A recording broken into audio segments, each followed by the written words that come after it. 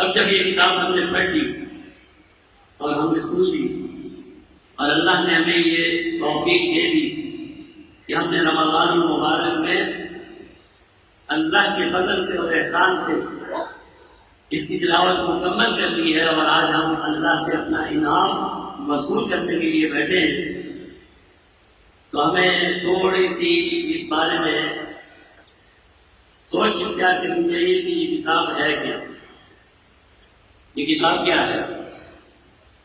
یہ کتاب اللہ کا کلام ہے جو اس نے اپنے آخری نبی جناب نبی کریم صلی اللہ علیہ وسلم کو عطا فرمایا اور ان کی امتیوں کو عطا فرمایا۔ اس کلام سے ملتا کیا ہے؟ خود اللہ نے فرمایا، میں نہیں کہہ رہا، ہدی للمتقین، اس سے ہدایت ملتی ہے، اس سے تقویٰ اور طہارت ملتی ہے، اس سے کامیابی ملتی ہے، اور جو بھی اس کتاب سے منسلک ہو جاتا ہے، جناب نبی کریم صلی اللہ علیہ وسلم نے ارشاد فرمایا، اللہ اس قرآن کے ذریعے سے بہت سی قوموں کو بلند کر دیتے ہیں اور بہت سی قوموں کو پست اور ذلیل کر دیتے ہیں۔ اس سے عزت ملتی ہے۔ کیسی عزت ملتی ہے؟ وہ عزت ملتی ہے جو کائنات میں کسی اور کتاب کے پڑھنے والے کو نہیں ملتی۔ قرآن کے حافظ کو جو عزت اللہ رب العزت اللہ فرماتے ہیں، اور اس کی ایک جھلک حضرت ایک صحابی روایت کرتے ہیں، فرماتے ہیں اس کی ایک جھلک یہ ہے کہ اس کے پڑھنے والے کے والد کو اور والدین کو اللہ ایسا تاج پہناتے ہیں اور ایسا لباس فخر کا پہنائیں گے کہ کائنات ساری دیکھتی رہ جائے گی، اور لوگ پوچھیں گے بھئی یہ کون لوگ ہیں؟ کیا انبیاء ہیں؟ کہیں گے انبیاء نہیں، یہ تو وہ ہیں جو قرآن پڑھنے والوں کے والدین ہیں۔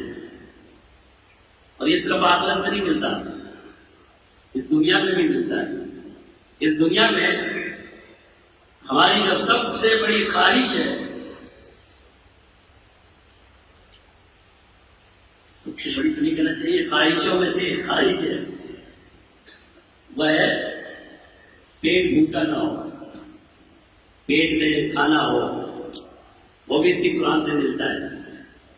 ایک خواہش یہ ہے کہ ہمارے کاروبار میں برکتیں ہوں، وہ بھی اسی قرآن سے ملتا ہے۔ بات لمبی کرنے کا فائدہ نہیں ہے، سب کچھ اسی سے ملتا ہے، لیکن جو سب سے بڑھ کر ملتا ہے اس قرآن سے اس دنیا میں، وہ یہ ملتا ہے کہ اللہ کی رضا اور اللہ کا قرب ملتا ہے۔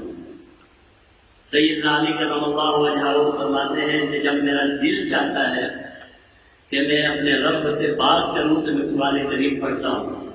میں بات جب اللہ سے بات کرنا چاہتے ہیں، اللہ کی مجلس میں جانا چاہتے ہیں، فرمایا جب میرا دل چاہتا ہے میں اللہ سے باتیں کروں تو میں قرآن کی تلاوت کرتا ہوں، مجھے ایسا لگتا ہے کہ میں اللہ سے بات کر رہا ہوں، اللہ سے گفتگو کر رہا ہوں۔ ایک انسان جب دوسرے انسان سے گفتگو کرتا ہے یہی ہوتا ہے۔ کوئی ماضی کے قصے ہوتے ہیں، یہی ہوتا ہے نا، ماضی کے قصے ہوں گے، قرآن میں آپ کو سارے قصے سنائے، اللہ ہمیں قصے سناتے ہیں۔ چلو موسیٰ کا قصہ سنو، ابراہیم کا قصہ سنو، حضرت نوح کا قصہ سنو، میں نے کیسے اسے بچایا تھا، کیسے میں نے اس کی حفاظت کی تھی۔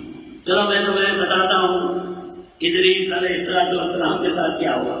چلو میں بتاتا ہوں کہ یونس جب مچھلی کے پیٹ میں چلا گیا تو کیسے باہر نکلا۔ اللہ نے ہمیں اقوام کے قصے سنائے۔ پھر ایک دو آدمی بات کرتے ہیں، ایک دوسرے کو نصیحت کرتے ہیں، اللہ نے قرآن میں ہمیں نصیحتیں کی۔ وَوَصَّيْنَا الْإِنسَانَ بِوَالِدَيْهِ إِحْسَانًا، اللہ کہتے ہیں ہم تم کو نصیحت کرتے ہیں والدین سے اس پہ سلوک کرنا، ہم تمہیں نصیحت کرتے ہیں یہ کام کرنا، ہم تمہیں حکم دیتے ہیں یہ کام کرنا۔